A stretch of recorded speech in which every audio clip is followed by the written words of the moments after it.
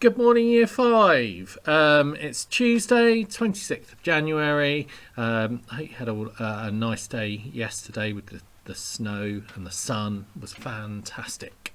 Right, we are going to start today by looking at some imperative verbs. Okay, so your activity has got something to do with who stole the hidden treasure. We've got some pirates down there. You've got to work out which pirate stole that treasure. Now, a quick recap. Imperative verbs are sometimes called bossy verbs. They often act as an instruction and tell you how to do something or how something is done. So cut, put, chop, often used in recipes, cooking, that kind of thing. They're also used in speeches because they are direct and clear. Okay, so these verbs tell you how something is done. Now, if we have a look, it says here, follow the path of the imperative verbs to discover which of these wicked pirates stole the hidden treasure from the cave in Barnacle Bay. Now, you're going to start here and you're going to try and find a pathway through to a pirate down at the bottom. Okay, and you do that by either shading in or ticking the imperative verb. So let's just have a look, because there is a rule. You can only move horizontally and vertically. There are no diagonals. So if we start here and we drop down, this is our first word. Shut is an imperative verb. Shut the door, shut the window. It's telling you what to do. Okay, so when we find shut, we need to look at the words that are connected to it. So we've got brave, elegant, and fold. So you need to decide which is the next imperative verb. Once you've done that, you can shade it in or tick it, and you're going to build that pathway all the way down to the pirate. Now, just a reminder, you can only move vertically or horizontally. You cannot move diagonally. Okay, so pause the video, have a go at that. They're in the resources as well if you want to print one off. You might just want to make a list of the imperative verbs. Pause now, see you in a moment. Back again. Who stole the hidden treasure? Well, hopefully you managed to find a pathway. So we had shut, then we went to fold, then hopefully you went open, close, mix, turn, pour, fill. Then it went to place, put, add, chop, hold, steer, swim, catch, fetch, crouch, swing, crack, hide, write. And you should have found old Swabby Shipwreck was the pirate that stole the treasure. Okay, so tick the ones that you've got. If you are unsure of any of those, just check that you know why you made a mistake. All right, so those are your imperative verbs. Good, going to be useful for our writing this week. Let's move on.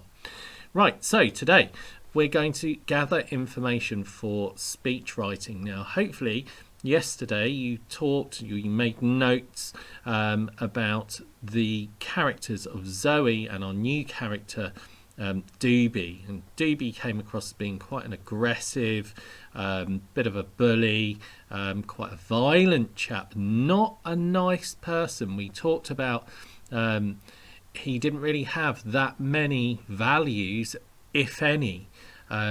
He was an unpleasant guy. So kind of very different to Zoe. All right, so this week you've got to choose who you're going to write your speech from. Okay, so what makes a good speech? What is the purpose of a speech?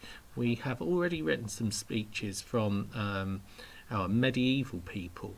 So maybe pause, have a discussion, have a think. What is the purpose of a speech? Now, this is a very important guy we have looked at before. So this is Martin Luther King, and he had that very famous speech which had the phrase in, "I had a dream." Okay, so inspire and motivate. This is what you need to do this week. You need to inspire and motivate the people of Eel Island. Okay, so whether you're going to write in role as Zoe or you're going to write in role as Doobie, you need to inspire and motivate the people of the island to follow you and your ideas.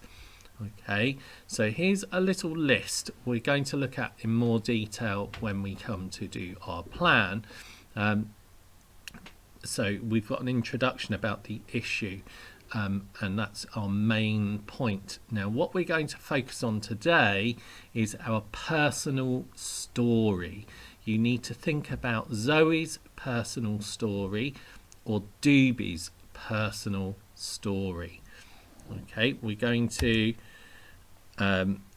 focus on both of those characters. You've got a decision to make. Who are you going to be writing as? Is it Zoe or is it Doobie? Okay, they're very different characters. Who are you going to choose to write as? And that's what you need to decide by the end of this lesson. Okay, their personal story. What's their background? What's their present like? And what is their future going to be? What do they want? So we're going to use a grid like this to shape our ideas today. So you can choose either Zoe or Doobie. And we're going to put some of our ideas down into the grid. Okay, now we're going to read another chapter. So if you want to make some notes around your character sheets from yesterday, you can as we go along. This is simply called 2, and there's an illustration of, looks like Zoe and some girls sat round a fire, an open fire. Okay, now at the end of the last chapter, Doobie said, "Find yourself somewhere to sleep later on because I want your help." Here we go. Eels Island, Zoe said to herself. I still haven't got a clue where I am. There were so many questions she wanted answers to. She still had no idea how this ragged bunch of people survived.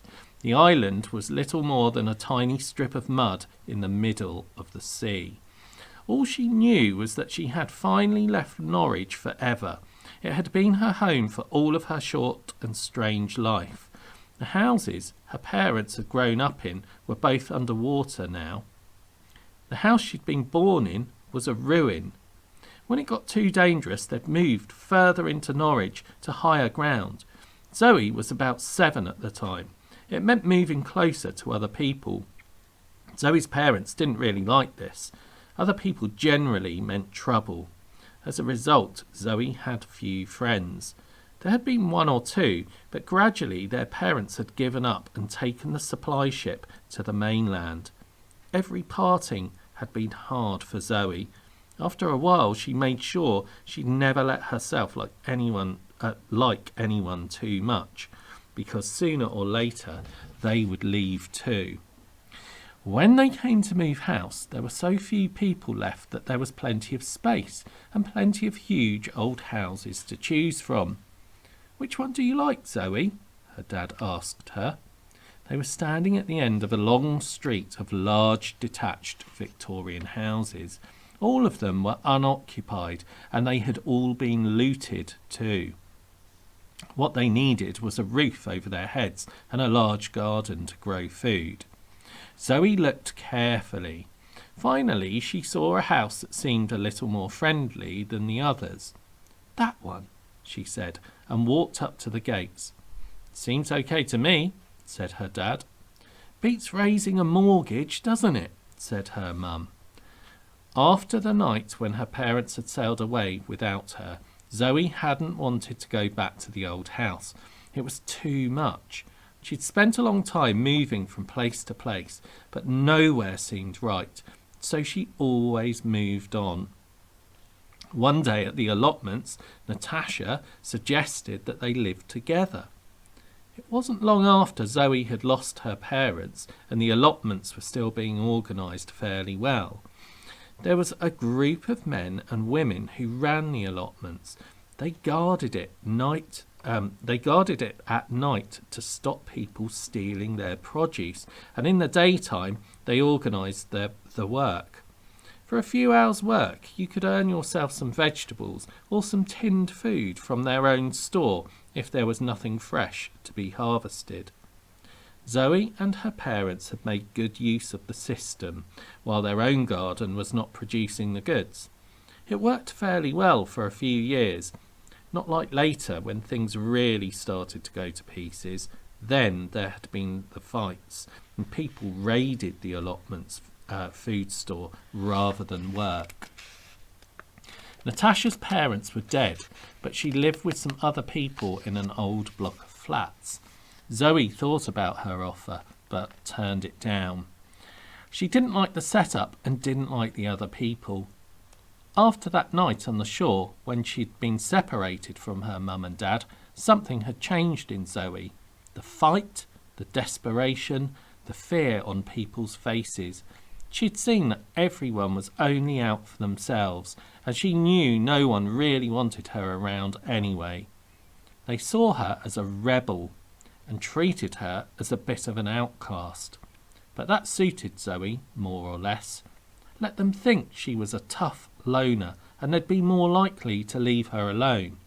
There was some truth in it, but really she was just too scared to trust anyone. She didn't want to be with anyone else. She just wanted her parents. Then Zoe had found the boat. She'd been searching for food. Most places had been scavenged for all their tins of food already. Shops, warehouses, and so on. So Zoe had been forced to try the most dangerous part of Norwich. Here there were some old warehouses that were in a really bad state. Bits of them were always collapsing, and there wasn't a bit of ground anywhere that wasn't covered with piles of rubble. It meant stumbling over heaps of fallen buildings, but at least Zoe was safe from one thing: other people. She knew no one else came here simply because of the dangerous buildings. She hadn't found any food and was beginning to think of giving up for the day. Then she'd spotted the side of a boat sticking up through the mud in the old warehouse. The warehouse was right by the sea's edge, which was just a few feet below it. Boat and mud must have washed in together in one of the high points of the floods. Now the mud gripped the boat like glue. Despite the danger from the ruined buildings all around her, she decided to make a new home for herself in the warehouse. She knew her mum and dad would have been horrified at the risk that she was taking.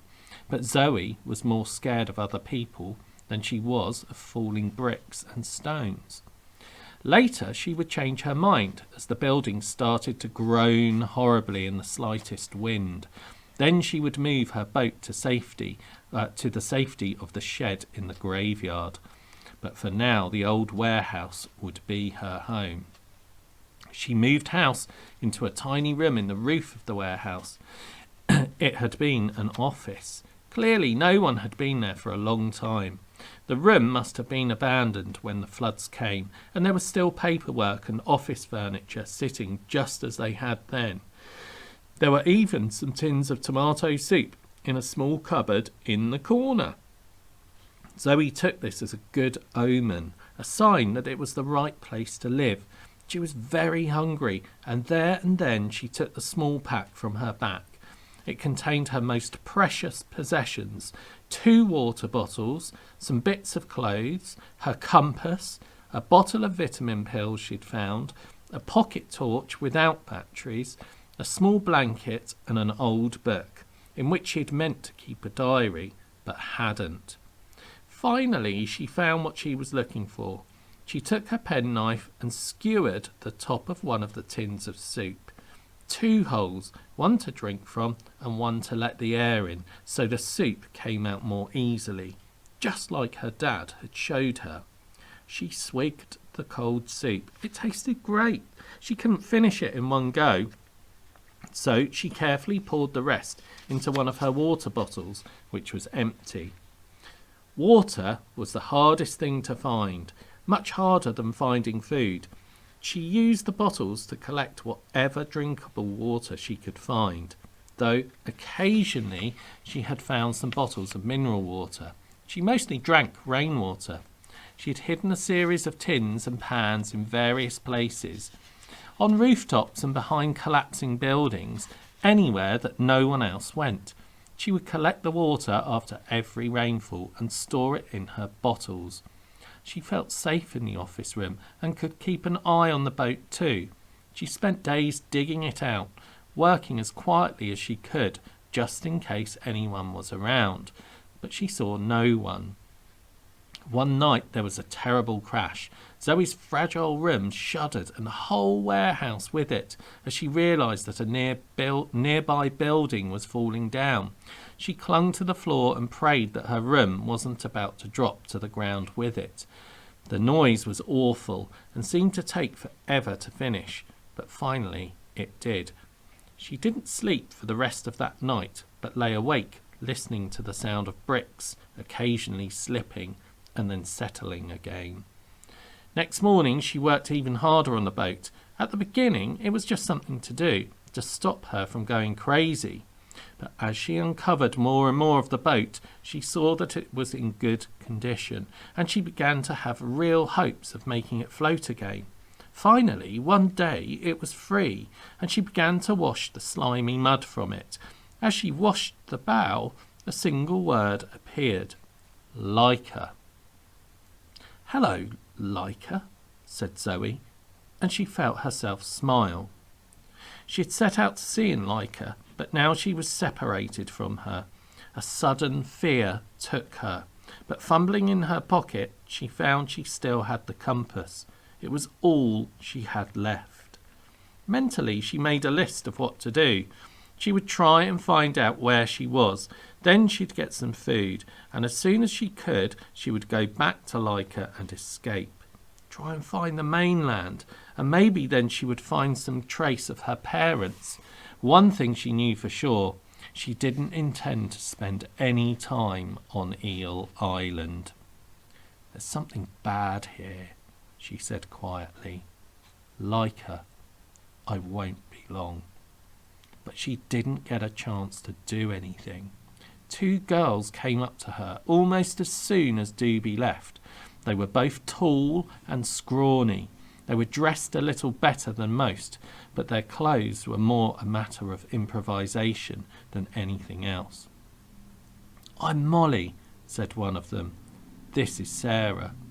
"Hello," said Zoe. "We've got to look after you," said Molly. She made it clear they hated the idea. Molly turned to Sarah. "Doobie says so, doesn't he?" "I don't need looking after," said Zoe. "Oh, yes, you do," said Molly. "Doobie said we should stay with you all day, show you around. God knows why." She turned to Sarah again. "Why, Doobie didn't just have your boyfriend do her like all the others." "Yeah, my spat's the man for the job," said Sarah, grinning. "Stinking water rat, isn't she?" added Molly, looking at Zoe. "And ugly too," said Sarah with spite. Tempted as she was to hit her, Zoe put on a false smile. "Well, maybe there's somewhere I can wash." Go outside, take your lovely clothes off and wait for it to rain, laughed Sarah, and Molly joined in. Silly little... Again, Zoe just smiled. If she couldn't get away for a while, her only chance was to be accepted on the island. It seemed that the only person who didn't want her done was Doobie, and that didn't make her feel any better. She wondered what he wanted her for. Well, if Doobie says you've got to show me around, said Zoe. Yeah, all right, said Molly. Come on then, get a move on. The mention of Doobie's name brought an instant reaction, just the way Spat and Munchkin had jumped at what he'd said. This was different, though. It wasn't fear, but something else. The two girls' voices softened when they spoke his name. By the time they'd shown Zoe half the way round the cathedral, she knew what it was. Love, pure and plain. This is where Doobie stands when he tells us what to do, said Sarah. Over there is Doobie's room, said Molly, pointing at a side chapel with a newly made door. This gate here is where Doobie killed the last of the dogs. It was as though they were talking about a god, not a boy. Another tribe? Asked Zoe. Of course, said Molly, as if Zoe was stupid. They tried a final raid on the island about a month ago, but Doobie made sure we were all right. His plans always work. This one dog had sneaked inside and Doobie saw him and stuck a pike into him. Then he chopped off his head and stuck it on a spike on the roof, said Sarah. Along with everyone else who's come visiting, added Molly. Zoe couldn't tell if they were joking or not. They were older than she was, but seemed like serious little children. Just in case they weren't joking, Zoe prayed that her parents' ship had come nowhere near. If civilization was starting to leave Norwich, it had left here a long time ago. All day they kept Zoe busy. Once or twice she began to think they had relaxed a little towards her, but then she would ask something and they would laugh at her or tell her about the fate of other visitors to the island. So watch it, said Sarah, or I'll get Spat to sort you out. She laughed. Only once did they ask Zoe about herself. What are you doing here anyway? Said Sarah. In spite of herself, Zoe couldn't help answering. She was tired and her defences were down. I'm looking for my parents. What do you mean? I lost them. They left. Without you? Molly said, laughing. No, it wasn't. Zoe began, but it was too late. They left her, said Sarah to Molly. So why are you looking for them then? Said Molly. They obviously wanted to get rid of you. No, said Zoe, trying not to let them get to her. No, when was this anyway? Asked Sarah. I don't know. A few months, maybe a year. Zoe wished that she'd kept her mouth shut. A year? They left you a year ago and they haven't come looking for you? See, they don't want her, Molly said to Sarah. Yes, they do, shouted Zoe. That's right, Sarah said to Molly. That's right. That's not the reason they haven't come to find her. Molly stared at Sarah, who seemed to be defending Zoe all of a sudden. The reason is, Sarah continued, the reason is that they're dead. Sarah and Molly collapsed into laughter. No, Zoe shouted. No, it's not true. Tears started to burn her eyes, but the two girls just laughed more. Of course it is, they said. Why else didn't they come to find you? They laughed again. Zoe tried to ignore them, but the awful possibility that they might be right was too painful.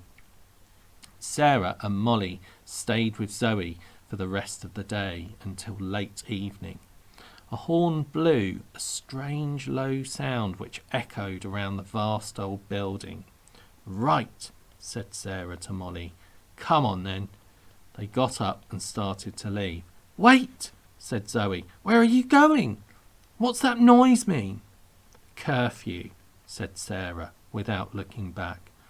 "Doors are closed for the night." And with that, they were gone. Right. So an interesting chapter there. We found out a lot more about Doobie and his ways. We found out about Molly and Sarah and what they think about Doobie. He's like almost like a god on the island. And Zoe wasn't kind of too sure about whether they were telling the truth about what he's done to people in the past. Okay, so lots more information there. Also, again, about the past and the present. You're going to have to think about the future. Okay, so what is going to happen? All right, so today I want you to fill out about the past, about the present, and about the future as your character, the way that they see it. Okay, what is going to happen? So I want you to really focus on the personal story of your chosen character. Now, you might have to fill in a few gaps, especially for Doobie. You could make up some of the things that might have happened to him in the past, some of the things that he might use in a speech. Okay, so you're going to gather your information today for speech writing. You should write down ideas about the characters past, present and future. You could add more information around your character sheets from yesterday. What else did you find out about both of these characters, Zoe and Doobie? And you might think of ideas that would inspire the inhabitants of Eel Island to follow you. So that last box, the future box, how does Zoe see the future? How is she going to inspire these people? How is Doobie going to inspire them? What do they both want? To me, I think Zoe wants to leave the island and she could take people with her. How are they going to do that? It's a big question. But I think she wants to move on. She strikes me as being that kind of character. Doobie, I think he wants to stay put. He's like a king. He's like a god of his own island. How is he going to persuade people to stay? Why does he want people to stay? Okay, so all of those things, have a go today. Discuss. If you're in the bubble, have a good old chat. If you're at home and you're unsure, also have a chat. The resources are there, so if you want to read back through that chapter, you can. Okay, guys, I'm going to sign off and say cheerio.